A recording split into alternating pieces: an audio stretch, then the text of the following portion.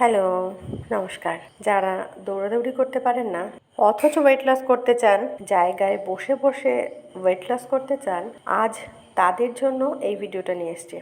আজকে এমন কিছু এক্সারসাইজ দেখাবো যার দ্বারা আপনি জায়গায় বসে দৌড়ঝাঁপ না করে নিজের ওয়েট লস করতে পারেন। প্রথমে আমি এই যে দেখালাম, ইন্টারলক করে নিলাম হাতটাকে ইন্টারলক করে একদম জাস্ট কোমরের নিচে রাখলাম। এবার পা দুটোকে পুরো এক্সটেন্ড করে দিয়ে ধীরে ধীরে প্রথমে 30 ডিগ্রি, তারপর 45 ডিগ্রি এবং 90 ডিগ্রিতে পাটাকে তুলব, দেন রিভার্সে আসবো এবং মনে মনে একটা কাউন্ট করব। এইরকম 3টে সেট করব। প্রথমে 30 ডিগ্রি,